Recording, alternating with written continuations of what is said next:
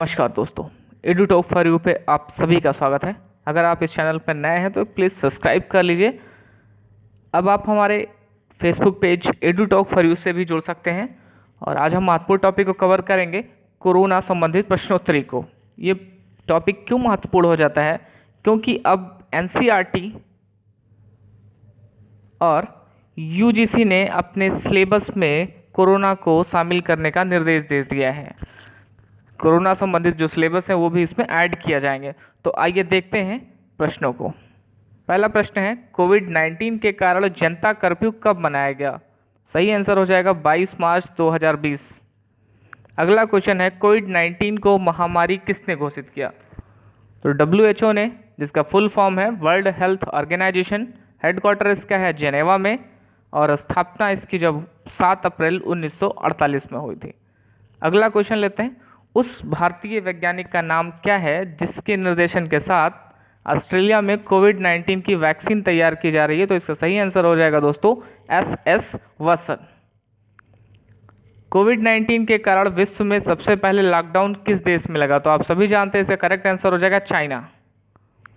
5T plan corona महामारी से लड़ने के लिए किस राज्य ने बनाया? तो दिल्ली सरकार ने हाल ही में 5T प्रोग्राम लॉन्च किया है, जिसका मतलब होता है टेस्टिंग, फर्स्ट टी का मतलब ट्रेसिंग, सेकेंड टी का मतलब treatment, third T team work और ट्रैकिंग। ये आपके 5T दिल्ली सरकार ने लॉन्च किए हैं। तो याद रखिएगा, ये महत्वपूर्ण क्वेश्चन है दोस्तों। अगले क्वेश्चन की तरफ बढ़ते हैं। हाल ही में राजकुमारी मारिया टेरेसा कोरोना से मृत्यु हुई है, वो किस देश की थी? तो दोस्तों वो स्पेन देश की रहने वाली थी। कोविड-19 से मरने वालों की संख्या सबसे ज़्यादा किस देश में है? तो इटली सबसे ज़्यादा संक्रमित हुआ, जबकि चीन जहाँ से बीमारी निकली वो देश इससे कम संक्रमित हुआ, लेकिन इटली आज के डेट में सबसे ज़्यादा संक्रमित होने वाला देश बन गया है। टीम 11 का गठन किस राज्य ने किया?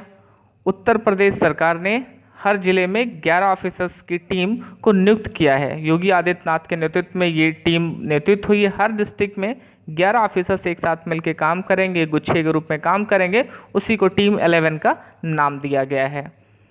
आगे, हाल ही में अमेरिका के केन शिमुरा का कोरोना महामारी से निधन हो गया था, वो किस लिए प्रसिद्ध थे? वो थे प्रसिद्ध कॉमेडियन। हाल ही में किस संस्था ने N99 मास्क व बायोसूट तैयार किया है? तो दोस्तों ग्वालियर के DRDO प्रयोगशाला में, जिसका फुल फॉर्म होता है रक्षा अनुसंधान विकास संगठन, डिफेंस रिसर्च डेवलपमेंट ऑर्गेनाइजेशन, इसने N99 मास्क और बायोसूट तैयार किया है। N99 के मास्क के यूज से जो कोरोना के संक्रमण का खतरा होता है वो लगभग 90% जो है वो कम हो जाता है। London Lancashire county cricket club के चेयरमैन, जिसकी कोरोना वायरस से संक्रमित होने के बाद मौत हो गई, कौन थे वो? डेविड हॉजकिंस। 71 वर्ष की आयु में उनका निधन हो गया। हाल ही में कोविड-19 से संक्रमित लोगों की प्रतिरक्षा तंत्र बढ़ाने के लिए मरीजों के ऊपर किसका प्रयोग किया गया? दोस्तों ये काफ़ी चर्चा में रहा, जिसका नाम है BCG यानी बैसिल कॉलमेट ग्यूरिन। ये टीबी के रोगियों के लिए जो है यूज़ किया जाता था और इसका प्रयोग कोविड-19 के संक्रमित मरीजों के जो इम्यून सिस्टम है उसको बढ़ाने के लिए यूज़ किया गया। तो ये भी इंपॉर्टेंट क्वेश्चन है दोस्तों, इसे याद रखिएगा। बेसिल कॉलमेट ग्यूरिन का यूज़ किया गया। वर्ल्ड बैंक ने कोरोना महामारी से निपटने के लिए कितनी धनराशि की पेशकश की है? तो वर्ल्ड बैंक ने कोरोना महामारी से निपटने के लिए $1 बिलियन की मदद की पेशकश की है। कोविड-19 से संक्रमित लोगों के इलाज के लिए आरोग्य बीमा की घोषणा किसने की है? तो इसे IRDAI यानी कि insurance regulatory and development authority of India ने आरोग्य बीमा को लॉन्च किया है। कोरोना के कारण आई मंदी के कारण किस बैंक ने भारत की विकास दर कितने प्रतिशत हो जाने की बात कही है? तो एशियन डेवलपमेंट बैंक यानी कि एशियाई विकास बैंक ने इसे 4% रह जाने की उम्मीद जताई है। आरोग्य सेतु ऐप के लोगों पर क्या लिखा है? दोस्तों ये बहुत महत्वपूर्ण क्वेश्चन है। अभी आप तुरंत देखिए कि आप जो जो आरोग्य सेतु ऐप यूज़ करते हैं उसके लोगों पे क्या लिखा है? उसके लोगों पे लिखा है मैं सुरक्षित, हम सुरक्षित और भारत सुरक्षित। तो ये महत्वपूर्ण क्वेश्चन बन सकता है क्योंकि इसे हम डेली यूज़ भी करते हैं, लेकिन हम इस पर ध्यान नहीं देते हैं। आरोग्य सेतु अब 11 भाषाओं में उपलब्ध है। व्यायाम एनसीसी योगदान योजना किससे संबंधित है? तो कोविड-19 से निपटने के लिए एनसीसी ने अपने कैडेटों को अधिकारियों की मदद के लिए लगाया है। इसे ही व्यायाम एनसीसी योगदान योजना कहा गया है। एक बार फिर से सुन लीजिए, कोविड-19 से निपटने के लिए एनसीसी ने अपने कैडेटों को अधिकारियों की मदद के लिए लगाया है। इसे ही व्यायाम एनसीसी योगदान कहा जाता है। NCC national cadet corps. Karuna Pahal किसके द्वारा शुरू किया गया?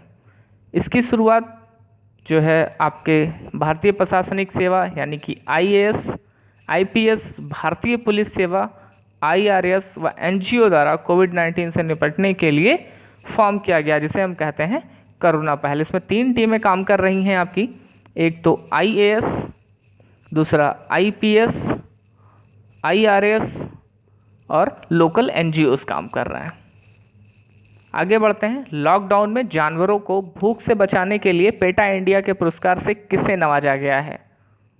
तो नवीन पटनायक जो कि उड़ीसा के मुख्यमंत्री हैं, उन्हें लॉकडाउन में जानवरों को भूख से बचाने के लिए PETA, people for ethical treatment of animals ने पेटा इंडिया के पुरस्कार से नवाजा है। दोस्तों ये भी इंपॉर्टेंट क्वेश्चन बन जाता है। आगे बढ़ते हैं।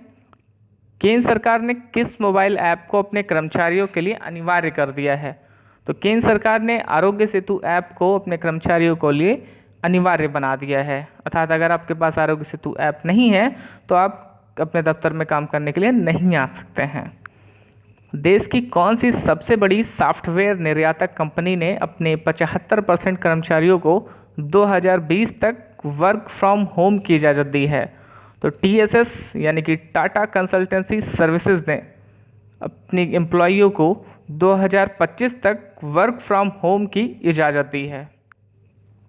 आगे बढ़ते हैं। अहमदाबाद की किस दवा कंपनी हेस्टर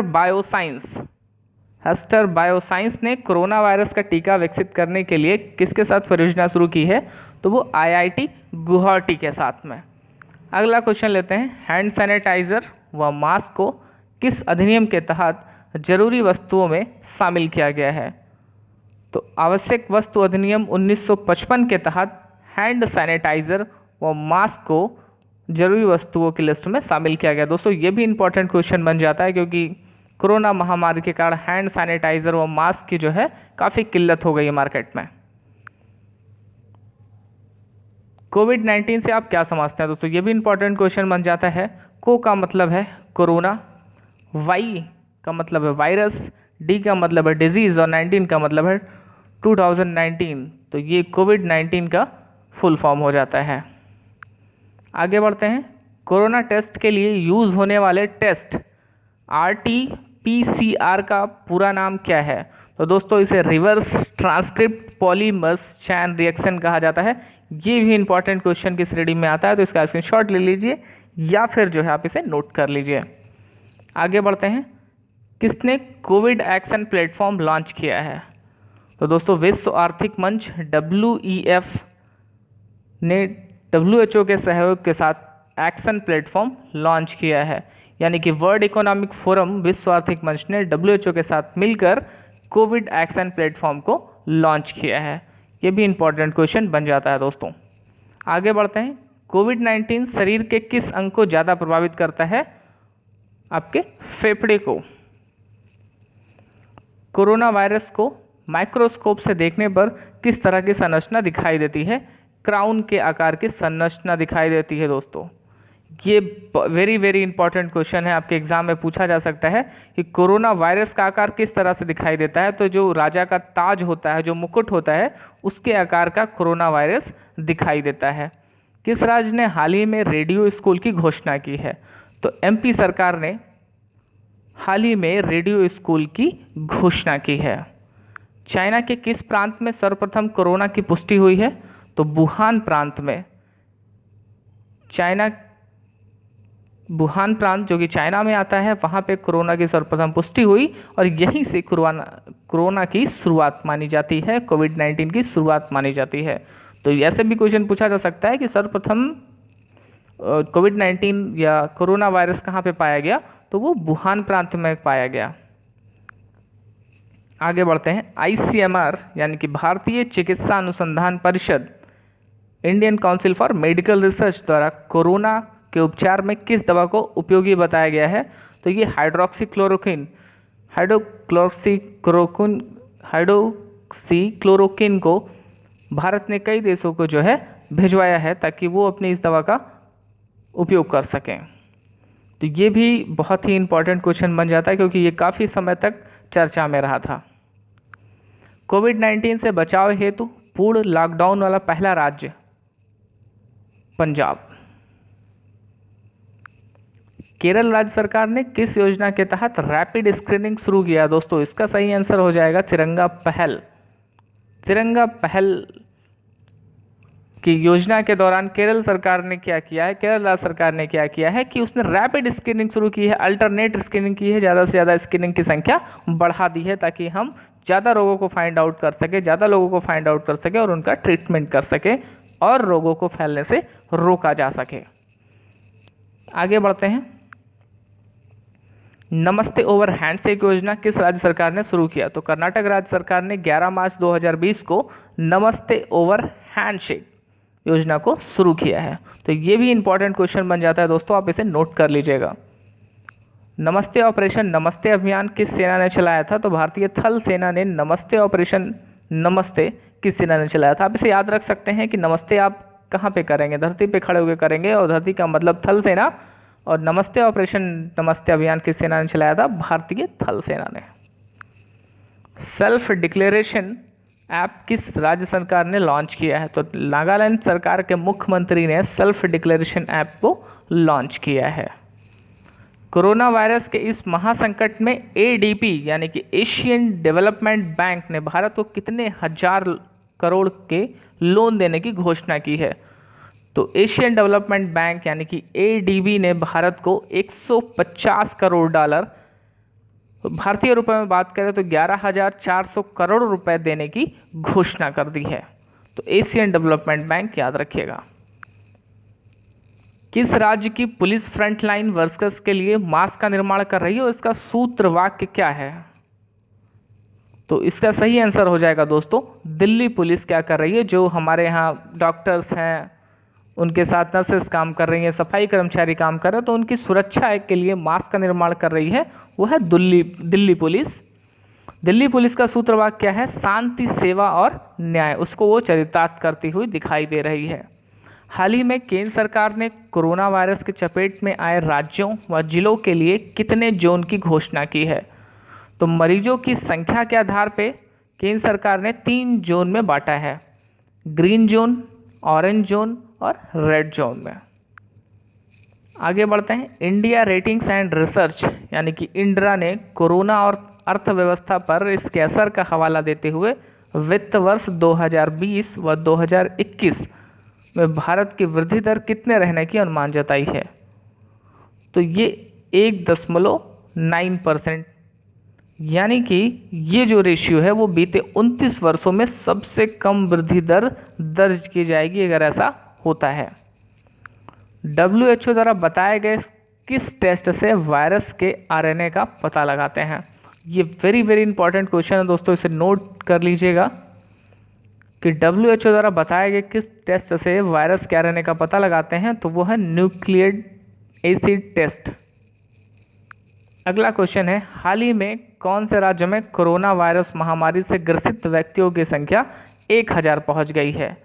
तो अभी तेलंगाना में भी संख्या 1062 हो गई बढ़ के। इससे पहले महाराष्ट्र, गुजरात, दिल्ली, मध्य प्रदेश, राजस्थान, उत्तर प्रदेश, तमिलनाडु और आंध्र प्रदेश की स्थिति दिन ब दिन खराब होती जा रही है और तेलंगाना 1000 से ज़्यादा संक्रमित लोगों की संख्या वाला 9वां राज्य बन गया है। क्लाइमेट एक्शन ट्रैकर की ताज़ा रिपोर्ट के अनुसार कोविड-19 के चलते विश्व में कार्बन उत्सर्जन में कितने % की कमी आने की उम्मीद जताई है? दोस्तों ये बहुत ही अच्छी खबर है कि क्लाइमेट एक्शन ट्रैकर ने बताया है कि कोविड-19 के चलते जैसे कि क्या हुआ है, पॉल्यूशन का रेट बहुत कम हो गया है, न केवल अपने भारत में बल्कि पूरे देश में जो कार्बन उत्सर्जन होता था उसमें 11% की कमी आने का अनुमान जताया। तो ये बहुत ही इंपॉर्टेंट क्वेश्चन हो जाता है दोस्तों, इसे आप जरूर नोट कर लीजिएगा।